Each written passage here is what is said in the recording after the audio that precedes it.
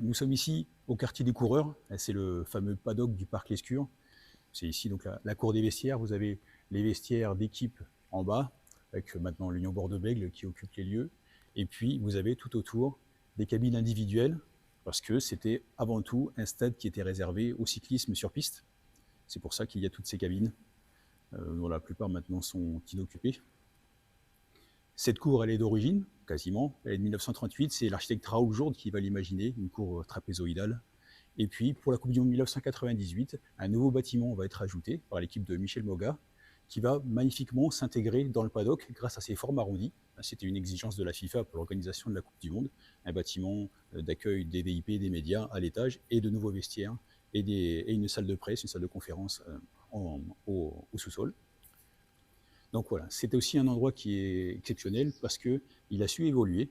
C'est un endroit qui est exceptionnel parce qu'il a gardé tout son esprit d'origine, mais il a su évoluer sans dénaturer le patrimoine. C'est ça qui est exceptionnel, c'est qu'on peut faire évoluer le patrimoine sans le dénaturer et continuer à ce que le Stade Chaban-Delmas accueille du sport de haut niveau, même encore au XXIe siècle. Alors, on va vous expliquer maintenant. Ici, donc, il vous a dit, c'est le quartier des coureurs. Parce que tout ça, comme il nous a dit, c'est des cabines. Alors là, c'était des cabines qui étaient réservées aux coureurs, des sociétaires de la commune et des environs. Et ici, il y avait plusieurs cabines qui étaient réservées à des coureurs qui venaient d'ailleurs, pour des compétitions comme la Coupe du Monde de course derrière moto, mais grosses motos. Voilà, on vous expliquera tout à l'heure les grosses motos, ce que c'était. Donc là, c'était des cabines. Ici, il y avait les arbitres. Là, c'était les Girondins de Bordeaux qui étaient là, à l'origine. Et là, c'était les adversaires. Il y avait 4 vestiaires. Il y en avait un ici, le 3, et le 4 était tout à fait au fond. C'était pour les levées de rideau. Les levées de rideau, c'est parce qu'avant le match, on faisait un lever de rideau avec des équipes, qui pouvaient être des minimes, des petits, comme la réserve des Girondins de Bordeaux. Et comme il y avait un match, les joueurs s'entraînaient ici. Alors la cour était beaucoup plus grande parce qu'elle a perdu 8 mètres de profondeur. Et ici, c'était de la terre battue. Il y a même des arbres. À l'origine, il y avait des arbres au milieu. Et tous les joueurs s'entraînaient ici. Donc le gardien se mettait là, l'autre gardien se mettait contre une grille qu'il y avait au fond. Et tout le monde s'entraînait ici. Il y avait la buvette que mon père tenait. Et c'est là qu'on mettait les trophées, comme le bouclier de Brennus, le trophée Yves du Manoir, le trophée de la Coupe du Sud-Ouest de football et tout. C'était là. Donc tout le monde était là avant le match. Donc ça faisait du monde, hein, parce que quand vous avez les équipes de rugby et alors là, bon, c'était pas le moment de s'entraîner à faire des chandelles ou de tirer. Bon, on pouvait pas. Hein. Ils rentraient sur le terrain, comme ils étaient là, ils rentraient. Ils s'entraînaient pas sur le terrain. Donc ils découvraient les joueurs, le public. S'il y avait du monde, ils le découvraient quand ils rentraient sur le terrain.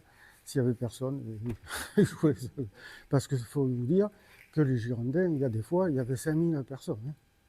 Il pouvait avoir 24 000 personnes à cette époque-là, mais il pouvait avoir 5 000 personnes. Hein. Ça dépendait des moments. Hein. Moi, j'ai vu le stade pas tout à fait plein. C'est pour ça, quand il y a 32 000 personnes maintenant, c'est tout à fait différent. Hein. Je n'ai jamais vu comme ça que quand il y avait la Juve ou le Milan AC et tout ça, c'était archi plein. Et encore, je ne sais pas s'il y avait 32 000 personnes. Ça, je ne les ai pas comptés. Ça, c'est exceptionnel aussi. C'est plus possible dans les stades modernes. Ces passerelles qui permettent aux invités, aux VIP, aux partenaires, d'avoir une vue sur la cour des vestiaires les soirs de match, c'est quelque chose qui est exceptionnel. De la même manière, l'Union Bordeaux-Bègles a aménagé des petites loges qui sont l'ancien PC sécurité des Girondins. En fait, ils l'ont aménagé pour leurs partenaires, ce qui leur permet d'avoir une vue directe sur le vestiaire de l'Union Bordeaux-Bègles les soirs de match. Donc ce sont vraiment des petits éléments exceptionnels de ce stade, où là on a su profiter ce sont les atouts d'un stade historique qui ont permis de le faire évoluer et d'accompagner l'Union Bordeaux-Bègles dans son développement. Et voilà, en 1938, très important, le sport, il faut le faire faire à tout le monde. Donc c'est pour ça qu'on fait le parc d'athlétisme en 1940, à côté. On appelle le parc d'athlétisme, c'est la plaine des sports, mais à cette époque-là, on appelait le parc d'athlétisme, bien qu'il y ait d'autres sports. Et ici, en haut, donc, les joueurs arrivaient par la place Johnston, par un escalier, ils descendaient ici, dessous, là. Et donc, au-dessus, il y avait le centre médico-social pour que tous les gens qui faisaient du sport venaient faire une visite médicale. Et là, justement, c'est pour la première fois, il y avait une radio des poumons. Parce qu'à cette époque-là, en 1938, il y avait beaucoup de gens qui avaient des problèmes. Et quand ils passaient à la visite médicale, c'était souvent les hommes au service militaire. Mais avant, il n'y avait pas. Il y avait la tuberculose, il y avait tout ça. Donc, on détectait ici, on pesait tout ça, on faisait toutes les mesures et on faisait une radio. Pas avec un cliché, hein, on passait derrière un truc. Mais déjà, on voyait un petit peu si la population était malade. C'était très important et en 1938, la municipalité comptait beaucoup, c'est pour ça que c'était fait ici. Et alors ça, il vous fait voir une photo parce que on clouait les crampons. Alors là, dessous, bon, ce pied de biche, ce pied là, voilà, c'est mon père qui l'avait, moi je l'ai toujours. Hein. Et puis le marteau, ben, c'est un marteau à mon père et on l'a emporté. Et pendant 30 et quelques années, j'étais artisan et j'ai travaillé tous les jours avec. Sans m'apercevoir que c'était un marteau historique. C'était un marteau. Voilà. Avant le match, comme j'expliquais, petit, on allait dans les vestiaires et alors, si on avait besoin de quelque chose, les joueurs, alors on me donnait la paire de chaussures, on me disait demande à ton père de me changer les crampons ou demande si les crampons sont assez grands parce que le terrain il est sec, gras, donc on changeait les crampons. Mais parfois, les chaussures étaient tellement percées qu'il n'y avait plus de place pour clouer. Mon père leur disait, mais dis donc, où tu veux que je cloue? Eh bien écoute, quand je toucherai ma prime, je m'en achèterai une paire. Mais là, vous voyez maintenant, ils en ont à jeter. Ouais, c'est tout à fait différent. Donc là bon, c'était le centre médico-social. Il y avait là où ils comptaient la recette. Les contrôleurs, leur local était au fond là-bas. Voilà. Quand ils se réunissaient avant le match, ils étaient là-bas. Et au fond, c'était une grande grille extensible. Et pourquoi cette grille extensible? Parce qu'il fallait pouvoir venir là. Parce que là, comme le tunnel qu'on va prendre, le Tour de France arrivait par là. Il remontait là la côte, parce qu'il y a une côte, une bonne côte. Et donc, il repartait par là. Et les journalistes interviewaient les coureurs ici. Voilà. Donc, les coureurs, ils descendaient là. Et les grosses motos qui étaient garées là, tu les as peut-être? Non. Parce que je les ai. Voilà les grosses motos. Ouais. 350 kilos. Et ils passaient dans le tunnel avec la moto? Alors, ils montaient dessus la moto, parce qu'il n'y avait pas de béquilles à l'élite, oui. Ils montaient sur la moto. On les poussait parce qu'elle démarrait quand on les poussait. Et le gars descendait là, avec la grosse moto. Alors il y avait quelqu'un qui se mettait là, ici, et qui criait « Personne dans le couloir !» Oui, parce que là, si le gars bourré d'essence pure, il avait un accident qui renversait quelqu'un, les spectateurs ils sont dessus là. Donc si ça explosait, voilà. Donc là, on arrive dans une partie mythique du stade, le fameux tunnel. Alors ici, donc en 1986, il y a eu une nouvelle ouverture qui a été créée pour permettre aux bus des Girondins de se garer sur le stade annexe. C'est donc par ce tunnel que les joueurs arrivaient les jours de match et puis donc remontaient vers la cour des vestiaires. Et pareil, donc en repartant. Non, parce que maintenant, les joueurs de Lyon-Bordeaux-Bègles se garent directement à la place Johnston. Donc en fait, ils arrivent directement les adversaires. Alors ici, par terre, c'était carrément du ciment. Donc vous voyez, et là, tout le long, vous avez une rigole. Parce que là, ça suintait l'eau. Et oui, on est sous les tribunes, mais après, on va être sous la piste d'athlétisme et sous la piste cyclable et la piste d'athlétisme. Donc, évidemment, les infiltrations. Et là, c'était très peu éclairé à l'époque. Il n'y avait que des petites lanternes tous les 15 mètres. Donc, les joueurs, quand ils arrivaient ici, il n'y avait que là qu'il y avait du jour. Mais après, ils étaient dans le noir. C'est pour ça que parfois, Sébastien peut vous dire, il y a eu quelques bagarres. dans le noir. À l'époque de René Girard et tout ça, ils descendaient en courant, ils laissaient passer les autres. Et alors, le principe, c'était de crier, de taper les crampons par terre. Et puis, si on pouvait bousculer un petit peu le joueur contre le mur pour qu'il se mouille le maillot, parce que c'était trempe. Hein. C'est pour ça que, vous voyez, il y a de l'eau toujours. Oui, donc le tunnel, c'est vraiment un endroit mythique du stade, qui permet donc de rejoindre, de relier le quartier des coureurs jusqu'au terrain. À l'époque, les joueurs débouchaient sur le terrain derrière le virage sud, donc par un long tunnel qui faisait 75 mètres de long. Et ce qui est exceptionnel ici, au parc Lescure, c'est toute son évolution, il l'a conservé. On dit que le stade, il a une âme, qu'il a un caractère, mais ça se comprend puisqu'en fait, toute l'évolution, il l'a conservée, souvent à l'abri des regards, derrière des portes métalliques. C'est le cas pour le tunnel, puisque vous avez derrière cette porte l'ancien tunnel, celui où il y a eu des intimidations, des règlements de compte. Voici ce qui se passe derrière la porte. C'est le tunnel d'origine, celui qui a été condamné donc en 1986, qui est effectivement lugubre, sinistre, humide. On peut imaginer, c'est un vrai décor de film, hein. On imagine qu'il a pu se passer des choses peut-être inavouables derrière cette porte, mais voilà, c'est... En prison, Oui, exactement. Exactement. Oui, il y en a eu des coups de poing. Ouais, ouais. Et voilà, l'événement, enfin, le mémorable derrière ce tunnel, c'était en 1982, le 13 avril 1982, les Girondins jouent contre Lens, match décisif pour le titre. Ils vont le perdre 1-0 parce que l'arbitre va refuser un penalty sur une main évidente d'un Lensois. Le but de Lensois va être accordé alors que les Girondins pensent qu'il y a hors-jeu. Donc il y a des tensions à la sortie du terrain. L'arbitre, donc M. Lambert, est un petit peu conspué à sa sortie. En plus, c'est sorti au virage sud, donc c'est beaucoup plus difficile que de sortir au milieu de la tribune d'honneur. Et donc, dans le vestiaire, dans ce couloir, il va se faire, en tout cas c'est lui qui va le dire, il va se faire insulter et il va recevoir un coup de pied aux fesses de la part de Dragan Pantelic, le gardien des Girondins. Lui va se défendre et dire que c'était pas vrai. Donc, et l'arbitre de touche va donc se retourner et frapper avec son bâton, avec son drapeau, le gardien bordelais qui va donc saigner de la tête. Dragan Pantelic sera suspendu 1 an à cause de cet incident. Il se trouve qu'en plus, la suspension va tomber quelques jours avant le dernier match des Girondins du championnat à Nantes, et le président Claude Bèze va décider de jouer ce dernier match sans gardien de but. Donc il va demander à Alain Giresse de prendre le maillot de gardien, mais de jouer au milieu du terrain. Donc au bout de 25 minutes, au bout d'une demi-heure, il y a déjà 4-0. Finalement, Marius Trésor va se mettre dans les buts, mais sans pouvoir utiliser ses mains. Et le match va se terminer à 6-0 pour le FC Nantes. C'est le dernier match du championnat qui avait plus d'intérêt, parce que les Girondins, avec cette défaite, déjà contre Lens, avaient déjà compromis largement leur chance de remporter le titre. Mais voilà, donc il y a eu des événements assez forts derrière cette porte, oui. Ouais. Quelque chose qui est intéressant, c'est Jean Galis, qui est un ancien international des Girondins. Il nous avait raconté qu'en fait, pour lui, c'était un moment important, comme le disait Charles tout à l'heure.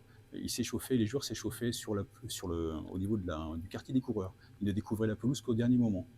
Et ils empruntaient ce tunnel qui était sombre, lugubre, humide, et ils arrivaient au dernier moment. Donc ils prenaient ce petit escalier pour rentrer dans le stade, un peu comme les taureaux qui rentrent dans l'arène. Ils arrivaient dans le rayonnement, dans la lumière du stade, et c'était toujours un petit peu un moment en particulier de quitter l'obscurité pour la lumière du stade. Et donc en 1986, Claude Bèze, qui souhaitait que les joueurs rentrent par le centre de la tribune d'honneur, va demander à l'architecte Guy Dupuis de construire un nouveau tunnel.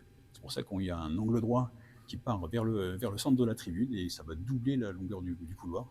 Donc on va passer 75 à 150 mètres. Ce tunnel, tout le monde le redoute, les adversaires, mais pour les Girondins, pour l'UBB et tout ça, c'est un moment d'impression pour les autres. Voilà. Donc ils sont impressionnés, et là c'est important pour eux. Parce que là, c'est l'eau. Ils ont le temps de cogiter. En fait, même Alain Bordebec dit, mais ça fait partie de ce sentiment quand on rentre sur le stade, fait partie le fait d'impressionner les adversaires. Dit voilà, vous rentrez dans un lieu mythique, attention, ici il y a de l'histoire, et on va construire un autre aujourd'hui. Et puis en plus, là actuellement, on est sous le virage. Non. Là, on est sous la tribune. Là, on était sous la piste. La piste cyclable et la piste d'athlétisme. Là, il y avait une partie. Et donc, on était passé sous le virage en haut, un peu plus haut. Et là, on est sous la tribune. sous la tribune d'honneur. Oui, parce qu'en plus, est-ce que ça devait résonner en plus avec Alors, les ça- gens, Oui. l'ambiance et tout, donc Ah ça oui. rajoutait en plus Ah oui. une atmosphère. Certainement, certainement. C'est ce qu'on fait quand on est au bout, là, quand on a des personnes qui viennent visiter, on leur explique avant, on leur dit, bon, prenez l'atmosphère d'ici, et après, au bout du tunnel, avant de monter les escaliers, on leur dit, mettez-vous à la place des joueurs qui entendent le bruit. Parce que là, maintenant, ils s'entraînent. Donc, ils savent le public qu'il y a. Donc ça, c'était la sortie d'origine au virage sud. Voilà. Alors ça, c'était pour le lancement du marteau. Oui, du marteau ici, et là, le lancement du poids. Et après, au but, là, c'était le javelot. Mais à cette époque-là, on lançait le javelot, on lançait le marteau, et là, on pouvait aller sur le terrain, même s'il y avait des trous. Ça ne posait pas de problème. Maintenant, on n'a plus le droit. Voilà, donc ils ont aménagé le tunnel au moins avec les grands moments qu'a vécu ce stade. Donc on a vu Pelé, Maradona, les Girondins bien sûr, les matchs mythiques. Toutes ces grandes vedettes sont passées ici. Alors voilà comment est construit l'agrandissement. Vous voyez, c'est des blocs de ciment. C'est pour ça que ça a été très vite fait, puisqu'à un an, ils ont fait. En un an, oui. Ouais. Ils ont mis un an pour transformer le stade Oui. encore plus grand. Oui. Ouais, ouais. Ils ont Et mis, il y a encore le vestige dessous, c'est-à-dire il y a encore la piste. Et Sébastien, on n'a pas le droit d'aller visiter, mais sous les tribunes, on aperçoit encore les anciens gradins, parce qu'ils ont construit dessus. Ok. Et ça, tu as la photo, je crois. c'est ça qui est exceptionnel. Voilà, il a conservé tout ça.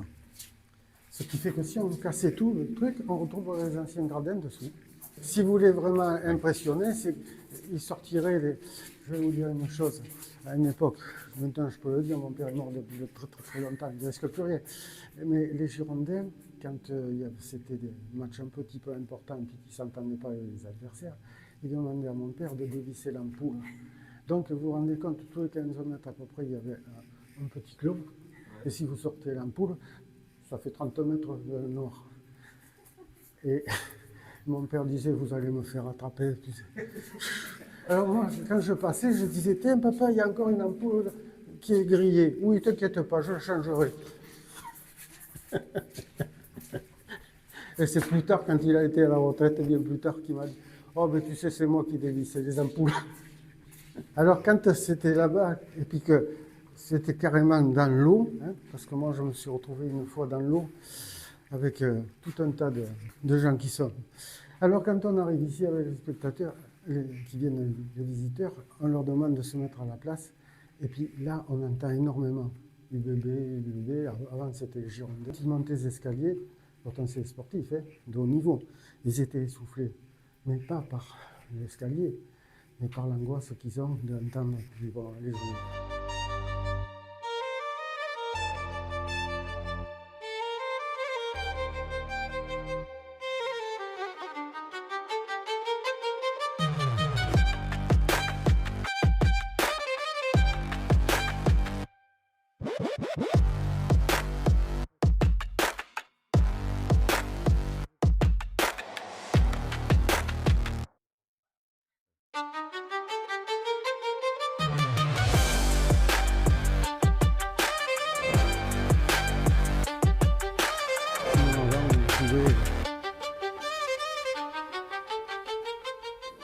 Alors là, on est sur la piste d'athlétisme. Le banc de touche était là, sur un banc. Hein. Là, c'était la piste d'athlétisme et là, c'était la piste cyclable. Et elle montait au niveau de là où il y a marqué Bistrot Régent, en dessous, un peu plus bas, vous voyez, juste en bas des... Et donc là, c'était la piste cyclable, le virage. Le virage là-bas aussi. Voilà. Et l'arrivée se faisait là. Alors souvent, on a dit que les miradors, ou les vigies, ou les cabines, ça dépend des personnes. Normalement, c'est les miradors. Hein. Que c'était fait pour les chronométrages, pour les arrivées. Mais ce n'était pas possible. Ça, c'est une idée qui a été lancée à l'époque, peut-être qu'ils y avaient pensé, et puis après c'est resté comme ça. Mais l'arrivée pour les coureurs de 100 mètres ou le Tour de France, c'était au niveau de la borne. Là. Alors quand vous êtes en haut, vous ne pouvez pas voir qui c'est qui gagne sur le fil. Ça, c'est pas possible. Donc voilà, c'est resté une légende qui est très sympathique, mais Oui, ces miradors, ces postes de surveillance, c'est un marqueur identitaire du stade. Hein. C'est ce qui fait qu'on reconnaît tout de suite le stade de Chapon-Delmas partout. Il suffit d'une photo, on reconnaît, on voit ces proues, ces proues d'hydravion. Hein, c'était imaginé comme ça. Et c'est là aussi un symbole de la construction du stade, parce qu'il y a eu une préoccupation esthétique à chaque étape de la construction. Et là, il y avait un problème technique, c'était de rattraper les différences de hauteur et de dimension des couvertures entre les tribunes latérales et les tribunes de virage. Donc ils ont pensé peut-être mettre un simple mur pour rattraper cette différence de hauteur, mais non, ils ont imaginé ces cabines qui effectivement on pensait qu'elles pourraient servir pour le chronométrage, pour les radio-reporters, plus tard elles serviront pour la sécurité des Girondins, voire même pour espionner parfois les équipes étrangères, les veilles de matchs de Coupe d'Europe parfois. Mais voilà, c'est le marqueur identitaire du stade. Et c'est ce qui fait aussi que ça a participé aussi à sa reconnaissance, la reconnaissance au patrimoine architectural, qui fait que le stade est inscrit depuis octobre 1922 au titre des monuments historiques. Ça, c'est exceptionnel. Vous avez ici une photo d'image d'inauguration en 1938, un match de Coupe du Monde entre le Brésil et la Tchécoslovaquie. Et voilà, vous regardez le stade en 2026, et finalement, il a très peu évolué. Parce que là, du coup, ça, c'est la tribune actuelle. C'est en face, oui, c'est ça. Donc finalement, il a très peu évolué. Et la chance qu'on a eue, c'est que les architectes qui ont transformé le stade en 1986, Guy Dupuis, puis en 1998 pour la Coupe du Monde avec Michel Moga, c'est qu'ils étaient très respectueux de ce patrimoine architectural et qu'ils ont fait évoluer le stade sans le dénaturer. Et ça, c'est exceptionnel. Donc voilà. alors, comme vous dit Sébastien, regardez bien, les ouvertures d'en bas ressemblent à celles d'en haut. Elles sont nouvelles pourtant. Tout ça, c'était la piste à cette époque-là. Donc là, il n'y avait pas. Et ils ont reproduit, l'architecte a refait les mêmes entrées. Ce qui fait que quelqu'un qui arrive ici, qui ne connaissait pas le premier stade de 1938, il ne peut pas imaginer qu'il a été transformé. Honnêtement, on ne voit rien. Ils ont recalculé, comme on me disait tout à l'heure, toute la pente. Donc en dessous, Sébastien a des photos peut-être, il y a les anciens gradins dessous. Voilà. Et là, il y a la piste dessous, encore. Voilà. Et alors, les cabines, il vous a parlé d'hydravion. La partie en bas, le premier étage était vitré. Le deuxième étage n'était pas vitré. Alors, on a parlé aussi que ça pouvait être le devant d'un bombardier. Voilà. Et si c'était le devant d'un bombardier, ça veut dire que le haut, c'était là où était le mitrailleur dans le bombardier. Donc, il était ouvert. Donc, est-ce qu'on a voulu reproduire la même chose?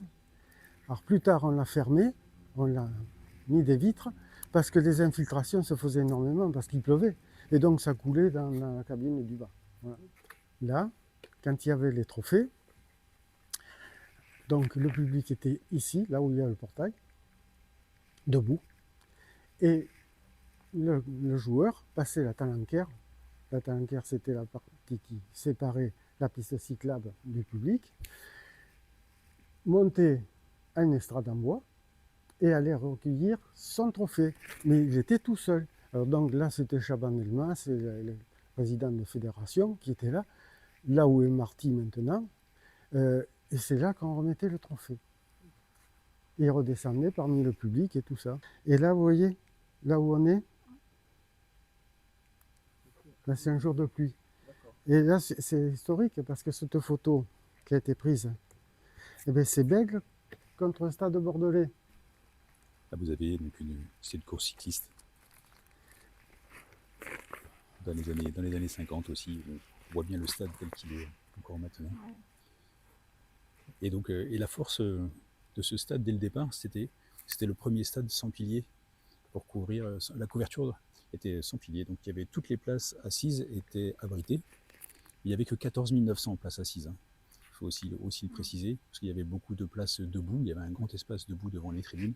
Et puis, depuis les jours de match, il y avait aussi des chaises sur la piste, donc on pouvait faire entrer 30-35 000 spectateurs.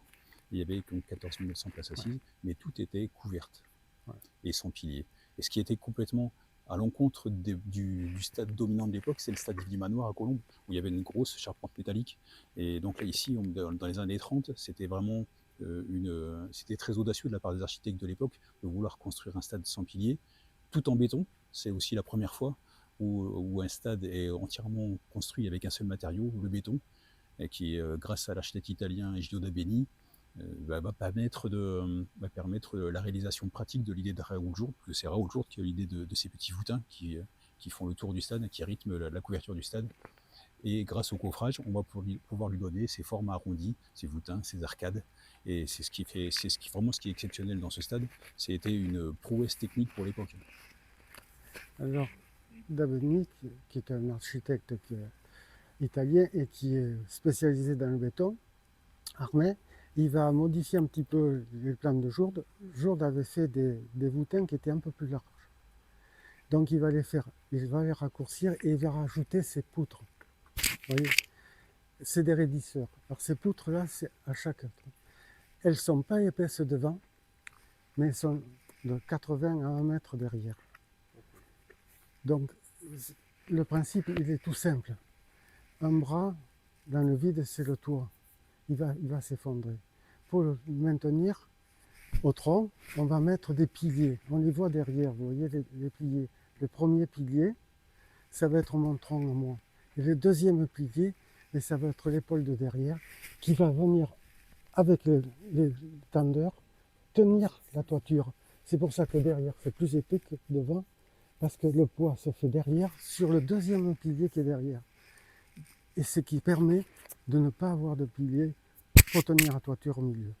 Et les gens ne sont pas gênés. Et là, comme il y a une poussée énorme, vous voyez, on va faire des parties plates avec des raidisseurs beaucoup plus costauds, sans voûtin.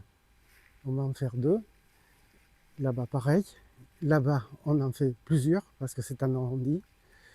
Et la pression se fait aussi sur le côté. Donc, on va mettre, vous voyez, au niveau du mirador, pareil, un raidisseur plat. Et la poussée se fait sur d'énormes piliers qui sont dans les miradors. Ce qui fait que les 2 toitures qui poussent de chacun sont coincées. Parce que comme tous les ponts, ça repose sur des piliers, les ponts. Mais là, il n'y a pas de piliers. Donc, il faut que la poussée se fait donc, sur la toiture et il faut qu'elle se tienne comme ça. Et c'est une prouesse, comme vous a dit Sébastien, c'est une prouesse qui a été faite par les Italiens qui sont venus apporter leur savoir. Voilà. Grâce à eux, on a pu faire un stade en béton qui tient encore. Il y a un stade qui évolue bien parce que là aussi on le voit avec les loges. En 1986, Claude Besse souhaitait à ce qu'on installe les premières loges dans le stade. Et Guy Dupuis, l'architecte, va imaginer ces loges en les mariant aux voûtes. Donc elles se sont intégrées parfaitement dans le patrimoine et sont donc les 18 premières loges du stade. Et là encore, c'est un exemple d'évolution du stade sans abîmer le patrimoine. Il y a eu une période sombre ici. Voilà. Et effectivement, comme le stade municipal à l'époque, il était au centre de la ville et il a accompagné l'histoire de la ville aussi. Donc la Seconde Guerre mondiale, le stade municipal il vient d'être inauguré en 1938 et il sera un centre de mobilisation à la fin de l'été 1939 pour ceux qui souhaitent s'engager dans la guerre, pour l'armée française. Rapidement, comme 1940, il va y avoir l'armistice, donc l'armée d'occupation allemande, italienne vont arriver ici, ils vont s'entraîner sur ce stade, sur le stade annexe aussi. Ils vont y organiser des compétitions d'athlétisme, de football, de handball aussi sur la pelouse. Et il va y avoir des compétitions aussi autres, comme des lancers de grenades ou des relais de 4 x 400 mètres entre militaires qui étaient casqués et en bottes aussi. Et puis voilà, donc on a des photos avec l'armée nazie dans les tribunes. Il va y avoir un grand événement ici en 1942, c'est les championnats de France d'athlétisme. On a un athlète qui s'appelle René Balmy, qui est tarbais, mais dont le père est guadeloupéen, va remporter les 2 courses de sprint en 100 mètres et 200 mètres, et va à la fin de la course aller se faire féliciter par Adrien Marquet, le maire de Bordeaux, mais qui est aussi ministre de l'Intérieur du gouvernement Pétain, et entouré des officiers nazis se faire féliciter dans la tribune. Donc ça, c'est une photo très très forte. Et puis le 10 septembre 1944, c'est aussi ici qu'on va fêter la libération de Bordeaux. Il va y avoir un grand défilé où les délégations passaient par la tribune de face, puis ils faisaient le tour sur la piste d'athlétisme. Donc c'est ici aussi qu'on va fêter la libération de Bordeaux. Donc c'est pour dire l'impact, la force qu'a ce stade dans la vie de Bordeaux, et pas seulement sportive. Il y aura le discours de Papon qui dira que... Et oui, effectivement, le jour de cette célébration de la libération de Bordeaux, Maurice Papon, qui est collaborateur. Qui est collaborateur à l'époque, il va faire un discours où il va rappeler l'importance de l'observance d'un pacte fraternel entre tous les Français qui ont permis cette libération. Bien longtemps plus tard, il sera condamné pour complicité de crimes contre l'humanité. Donc il y a eu quand même des moments très forts dans ce stade, et pas simplement des moments sportifs en fait. Des événements sportifs, il y en a eu plus de 4000, j'en ai répertorié plus de 4000 depuis 1924. C'est 2 Coupes du Monde de football, 2 Coupes du Monde de rugby, c'est bien sûr de l'athlétisme avec Michel Jazzy, Mimoun qui sont venus, c'est aussi du hockey sur gazon avec la Villa Primrose, il y a eu le championnat de France de boxe, il y a eu du polo vélo, il y a eu du basketball, il y a eu du handball. Et finalement, en football, il y a eu les Girondins de Bordeaux pendant très longtemps. Maintenant, c'est l'Union Bordeaux-Bègles. C'est le patrimoine sportif, il est exceptionnel dans ce stade. Il y a très peu d'équivalents à part au Parc des Princes à Paris, je pense. Et aussi évidemment toutes les étapes du Tour de France, 31 étapes d'arrivée du Tour de France, les réunions de cyclisme sur piste. Donc c'est vraiment exceptionnel. Le premier grand sportif qui est venu sur le site de l'Escure, c'est Yves du Manoir. Donc c'est quand même quelque chose. Donc d'Yves du Manoir à Antoine Dupont pour le rugby. Pour le football, il y a Lucien Laurent, le premier buteur français en Coupe du Monde. Il est venu ici au Parc des Sports avec Sochaux. Donc de Lucien Laurent jusqu'à Zinedine Zidane. Et en cyclisme, c'est pareil, et en athlétisme. Donc il y a tout le patrimoine sportif bordelais avec les cyclistes, les Lapéby, les Verdun, ou d'Arrigade pour encore plus la région. Donc c'est vraiment tous les sportifs bordelais sont passés ici, et donc c'est tout un pan d'histoire de Bordeaux qui s'est vécu ici. Alors vous voyez ces miradors là, pour l'arrivée d'André d'Arrigade quand il va gagner. Bon, tout le monde était sur la pelouse parce qu'il y avait des courses cyclistes toute l'après-midi. Okay. Ça ouvrait à midi les portes, et toute l'après-midi il y avait des courses cyclistes jusqu'à temps que le Tour de France arrive. Donc mon père va me dire, va amener vite le monsieur. On est monté au mirador là, et là on a fait la photo à quelques secondes près. On a fait la photo. André d'Arrigade va gagner l'étape qu'il voulait toujours gagner. Ici, il avait tenté plus d'une fois de le gagner et il n'avait jamais gagné. Et donc, on va prendre la photo à la seconde près. Il arrive, il a juste le temps de faire clac et prend la photo. Mais ça ne tenait à pas grand-chose. Et cette photo est parue partout, dans les journaux, partout, dans les livres. Voici la photo que je vous disais en 1942, entre René Valmy, le sprinter, qui vient se faire féliciter par Adrien Marquet, donc maire de Bordeaux et ministre de l'Intérieur du gouvernement Pétain, le colonel Pasco, qui était commissaire au sport du gouvernement de Vichy, entouré des soldats allemands, des officiers allemands. Sachant qu'il était noir, force exceptionnelle. Et que Hitler avait refusé, en 1936, d'honorer Orels qui avait gagné. Jesse Owens. Oui, qui avait quitté la tribune pour ne pas leur donner la récompense. Et là, devant les officiers allemands, un noir reçoit une récompense, ici. Donc voilà, son sourire, sourire de se faire féliciter, enfin, voilà, toute la puissance de cette photo. Claude Bèze, il a voulu avoir ce tunnel pour que ça sorte juste en face de lui, la tribune, et il a fait faire une fosse, tout le tour. Parce qu'avant, il y a eu des incidents et tout, on avait mis des filets et puis des grilles. Et ça, il ne voulait pas de ça.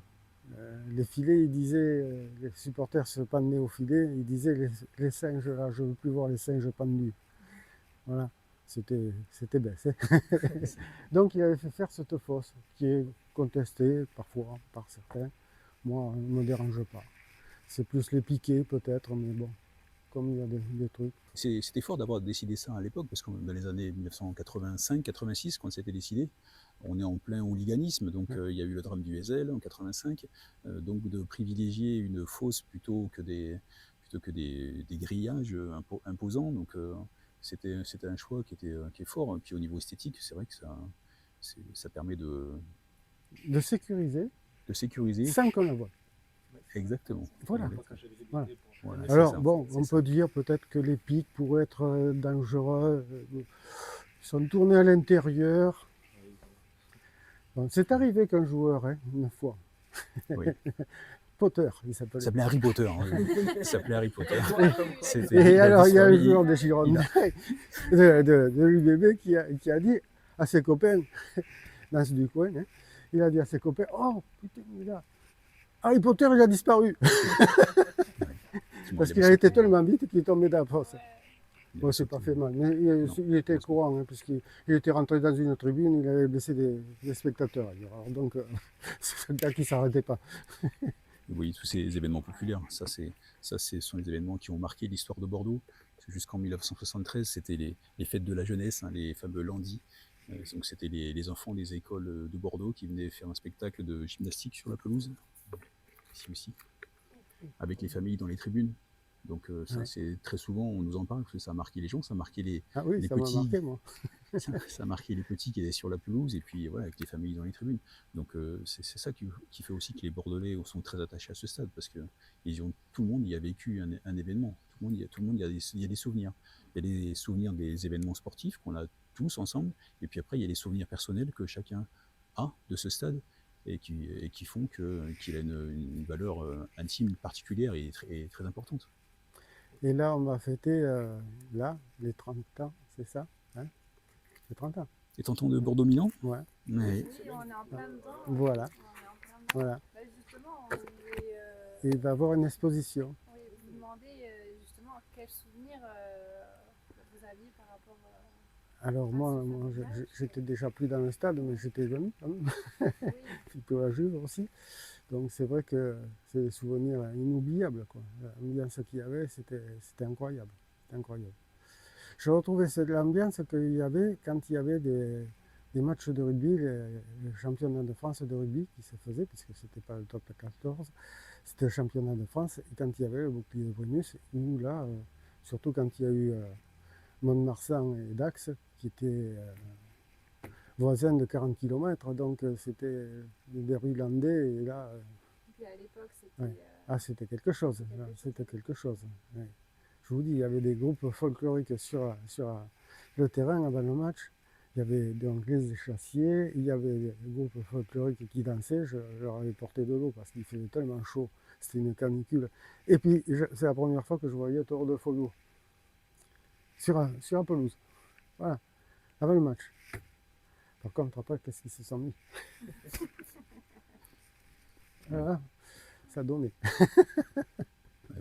Bordeaux-Milan, c'est pareil. Bon, j'habitais pas dans la région à l'époque, j'étais venu spécialement pour le match. C'était fantastique. C'était fort, déjà, c'était fort. Le premier souvenir qui me vient, c'est le souvenir d'un ami qui avait passé une partie de sa nuit dehors pour pouvoir acheter une place Johnson. Déjà, il aurait pu le revendre 5 fois ou 10 fois le prix qu'il avait payé. Donc j'ai eu de la chance de voir ce match grâce à lui, déjà. Donc ça, c'est ce souvenir perso qui me marque. Et puis l'échauffement. Forcément, l'échauffement, quand on voit la différence d'investissement entre les deux équipes, entre les Milanais qui font des taureaux, qui ont l'air très désinvoltes, très sûrs d'eux, et puis les Girondins qui sont déterminés, on sent qu'il peut se passer quelque chose, et on sent vraiment cette différence de motivation. On se dit dans les tribunes, mais il va se passer quelque chose. Il va se passer quelque chose et ils vont réussir, c'est incroyable. On parle beaucoup de Zidane, de Dugarry, mais dans ce match, forcément, on dit oui, avec ces joueurs-là, c'était possible. Mais quand on se souvient que Jean-Luc Dogon prenait des ballons de la tête à Georges Weah, qui était ballon d'or, Geoffrey Toys, jeune du club, bloquait le couloir de Paolo Maldini. Enfin, voilà, ça c'est des. Ou, je me souviens de Philippe Lucas qui était dans la zone de Roberto Baggio. Enfin, c'est incroyable, même 30 ans après, de se dire qu'on a réussi contre cette équipe de Milan qui était exceptionnelle à l'époque. Et voilà, c'est vrai qu'à la fin du match, on n'avait pas envie de partir. L'arrivée devant le stade, tu ressens quelque chose là, tu te dis ça va être une soirée. Ah oui. Oui, parce que Moi, je suis arrivé là. tout de suite, il y a eu c'était en ébullition en fait, mais Oui, forcément, on espérait tous qu'il se passait quelque chose. On savait que ces équipes étaient capables de tout, parce qu'il y avait des joueurs de talent. On parlait de Zidane, il y avait Richard Lichtke aussi, il y avait des joueurs exceptionnels dans cette équipe. Et on se disait que c'était possible, mais en même temps, en face, c'était quand même le Milan AC, qui survolait le championnat d'Italie. Ils avaient une équipe exceptionnelle. Donc on y croyait en tant que supporter, mais quelque part, on devait se dire, mais non, oui, on va tout faire pour, mais c'est impossible. Et si, c'était possible. Ça, c'était le promenoir. Là, il y avait encore la piste cyclable, ici, juste là. Et là, c'était le promenoir. C'était les gens qui payaient moins cher et qui étaient debout. Voilà. Alors, ils arrivaient par les escaliers là et ils étaient tout le long, debout. Et la cabine, et la tour de presse, c'était ici. C'était une estrade en bois. Effectivement, il y a les soirs de match. On est vraiment dans l'axe du terrain avec les joueurs qui arrivent juste là, qui ont monté le petit escalier et qui vont rentrer sur le terrain. Les joueurs passent là. Je pense qu'ils ne se rendent pas compte que Oui, ils sont à quelques centimètres. L'entrée du terrain est à 10 mètres. Là. Ouais, c'est exceptionnel. Donc ça a été créé. Ah ouais, c'est sûr. Ce couloir, il a été créé. Vous allez voir le premier couloir. On va y aller.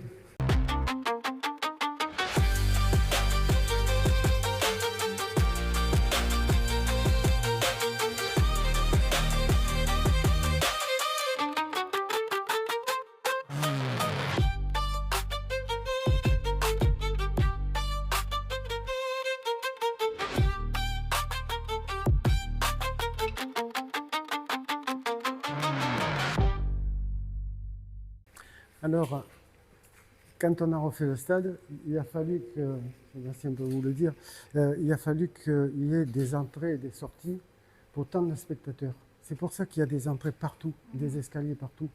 Voilà. Parce qu'il fallait, pour la sécurité, qu'il y ait des couloirs qui puissent sortir facilement, donc vous voyez très large, et des escaliers partout pour tant de spectateurs, un escalier et une sortie, pour la sécurité. Ce qui était important quand même. Alors, les vestiges, il reste cet escalier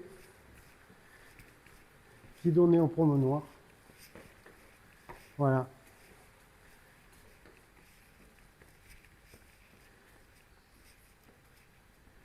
Alors, ceux qui avaient de l'argent, ils étaient assis, et ceux qui en avaient moins, ils étaient debout.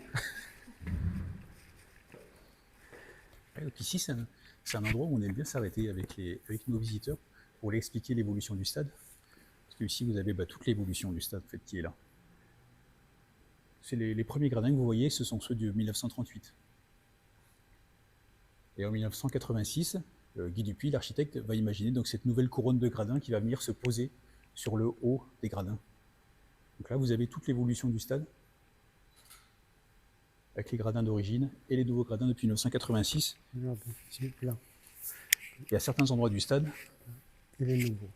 vous voyez comment les gradins ont été posés sur les anciens. Et à certains endroits du stade, vous avez des portes métalliques qui vous donnent accès à ces anciennes tribunes qui sont donc toujours présentes, elles n'ont pas été détruites. C'est ça qui est exceptionnel vraiment entre ce stade, toujours. Toute l'évolution a été conservée. Et encore, pour remonter encore plus loin dans le temps, avec les poteaux qui soutiennent la tribune, on comprend toute l'histoire du stade. Ça, 1938. Puisque vous avez les poteaux les plus fins, ce sont ceux du Parc des Sports, du premier stade de l'Escure de 1924.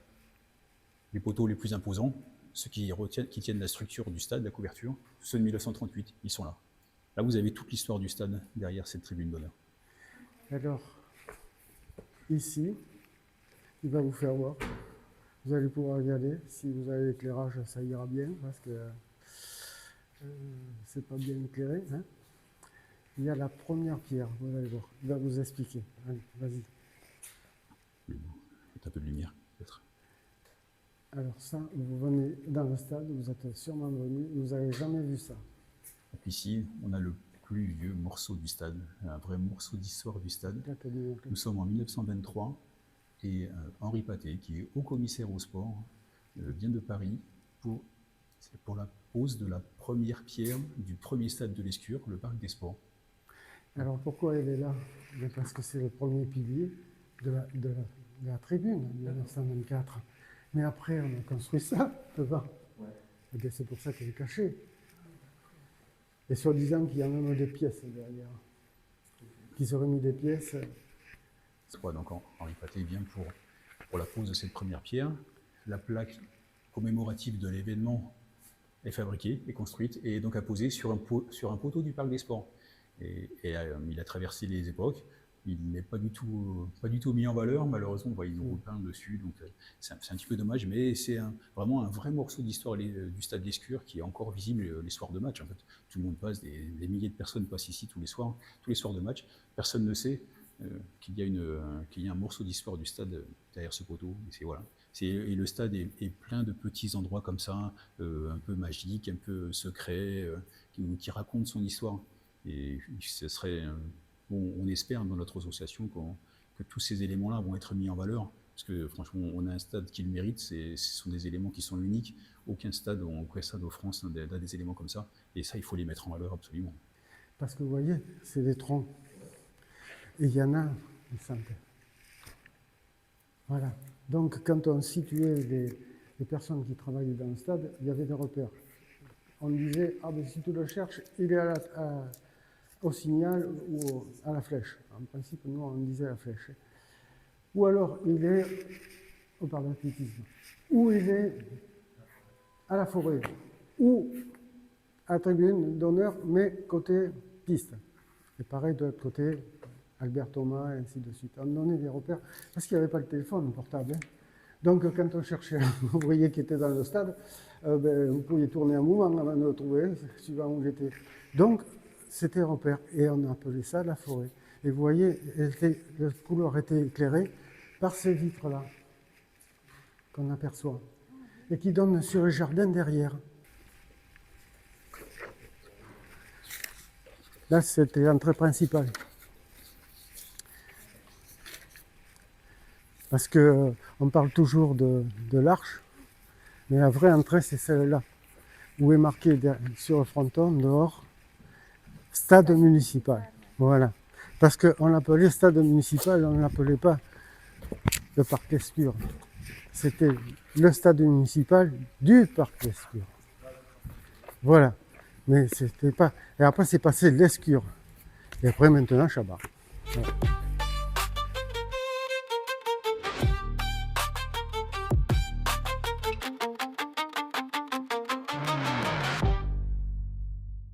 Alors voilà. Alors, les puristes vous diront, c'est le signal. Ceux qui ont vécu et qui ont connu le stade pour l'inauguration vous diront, c'est la flèche. Il y avait deux flèches à Bordeaux, la flèche Saint-Michel et la flèche du stade. Parce que les autres, c'est des tours. La tour Berlin, c'est une tour, c'est pas une flèche. Ah oui. Pour la petite histoire, donc ce signal monumental a été construit par Raoul Jourde, imaginé par Raoul Jourde. Il est ici à côté de sa voiture, parce qu'en fait c'est le bouchon de radiateur de sa voiture, qui était une voisin de 1930, qui va lui inspirer ce signal monumental. Voilà pour la légende du stade.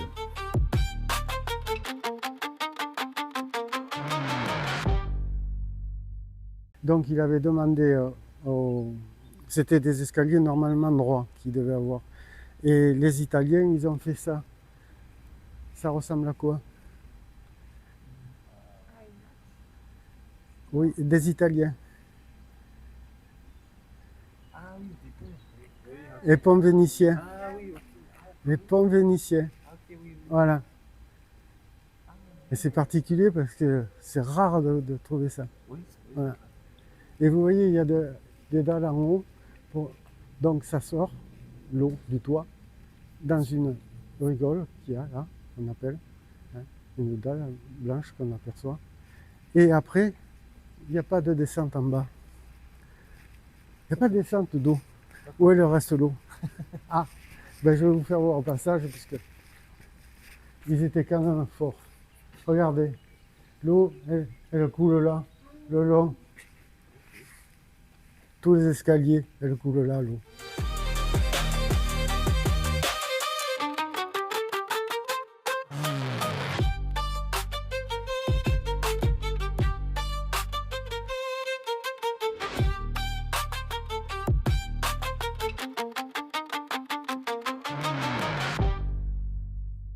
Alors ici, il y avait une planche, une grande planche. Parce qu'on rentrait ici dans un local où on faisait des coussins en papier. Parce que les bancs étaient en ciment. Et l'hiver, les hivers étaient très froids. Donc les gens achetaient des coussins en papier avec la publicité Armand-Thierry dessus, rose, qui était garni de paille. Et là, c'était un local qui était rempli de paille. Ça ne serait plus permis, hein, parce qu'à cause du feu, vous vous rendez compte, les spectateurs, mais à cette époque-là, s'affichaient.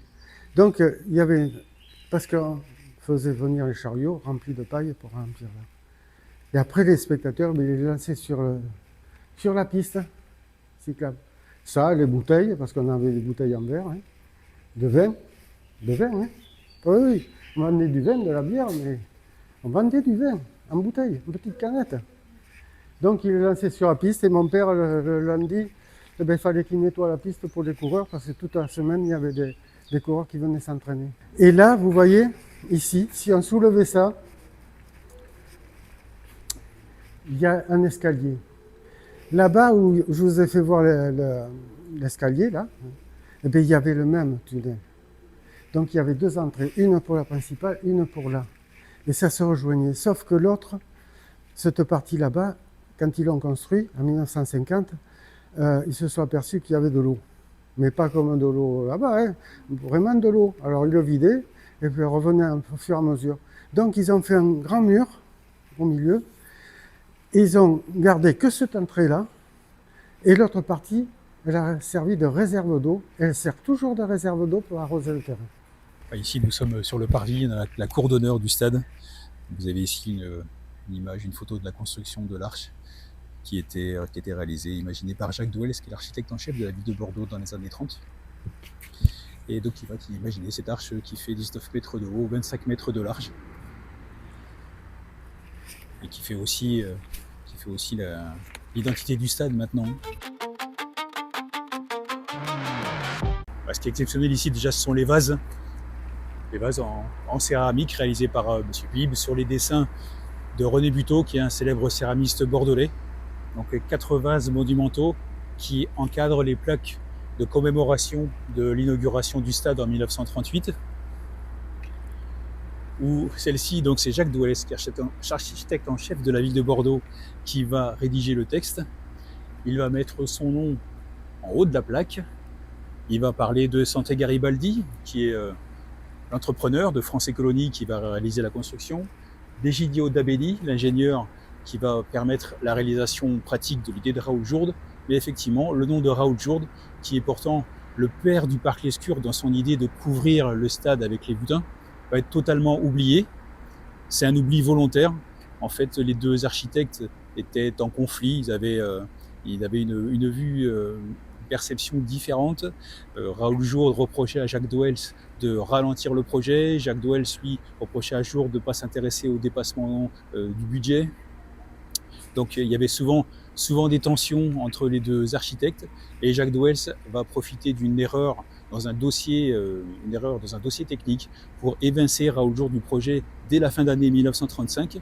Et donc c'est Jacques Douel qui va terminer la construction, la construction du stade et qui va s'attribuer tous les mérites au moment de l'inauguration. Et pendant très longtemps, Jacques Douel sera considéré comme le seul architecte du stade municipal. Maintenant, de plus en plus, on essaie de réhabiliter la place de Raoul Jourde qu'il mérite. À Jourde de dépenser, mais ouais, ce qui va passer après, il ne va pas regarder la dépense. Parce que ça, il ne devait pas être fait ça.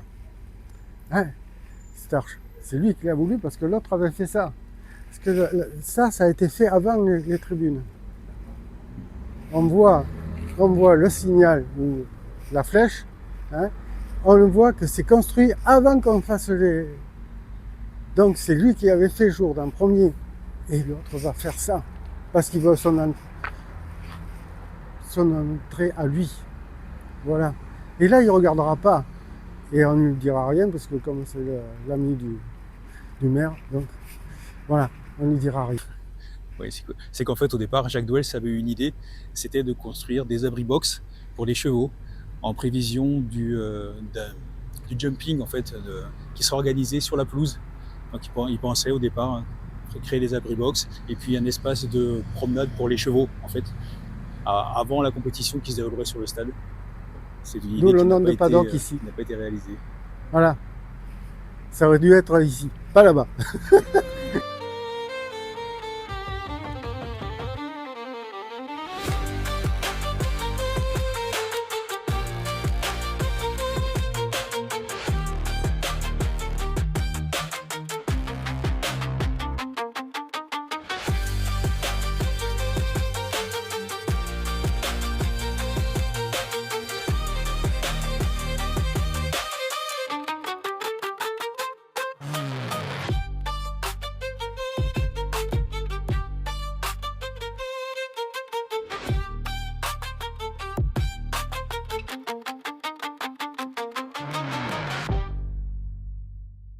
En 63, on va faire l'éclairage. Voilà, on met l'éclairage. Et donc, ça n'existe pas. C'est un terrain de Han, là. Et donc, il faut mettre des armoires électriques. Donc, on va vider, là où il y a l'escalier, là, on va vider une réserve.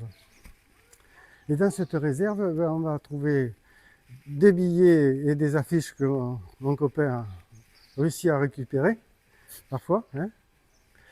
Il y a des tas de cartons éventrés, il y a des chaises, il y a de tout. Il y a les affiches de la Coupe du Monde, les billets, les programmes, tout ça partira au feu. Ben oui, parce qu'il faut débarrasser, et puis à cette époque-là, on s'en fout. Hein. En 63, les vestiges, il y en a beaucoup qui sont pourris. Et puis on va trouver, au fond, contre le mur, les poteaux de football. Et on va s'apercevoir que sur un poteau de football, il est marqué 1938. Donc, ils vont couper un petit morceau du truc, et mon père va récupérer un morceau que je vous ai porté, que je vous fais voir, qui est dans mon fourgon, de 1938. Sauf que bon, la partie où il y avait 1938 était pourrie. Et mon père va l'emporter, ma mère ne sera pas contente, à la maison, et on va le trimballer à Suzon, où on va déménager, au Grand Parc, à Villeneuve-d'Ornon où j'ai habité, pour finir à Léonien sur un tas de bois au fond du jardin. Il a failli partir je ne sais pas combien de fois à la poubelle.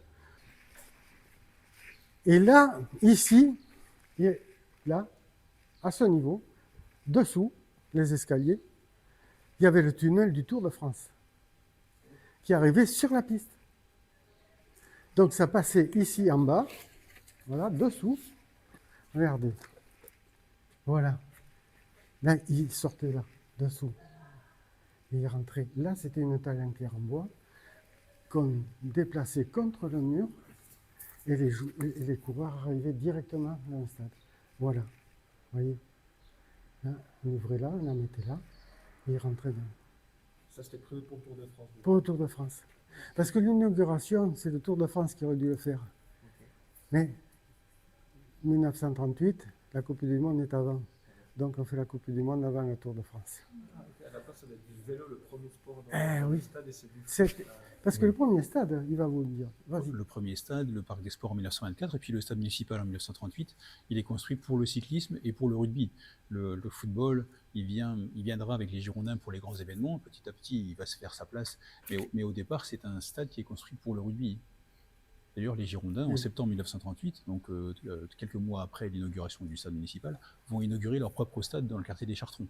Donc il n'était pas question à l'époque que les Girondins viennent jouer ici. Et c'est l'histoire qui a fait que, petit à petit, le football a pris de l'ampleur par rapport au rugby, et puis les Girondins aussi. Et donc ils se sont installés ici jusqu'en 2015. Quoi. Il y avait rugby et football. Une semaine rugby, une semaine football. Et courses cyclistes, le samedi. Et le Tour de France. Et les courses derrière moto, championnat du monde et tout ça.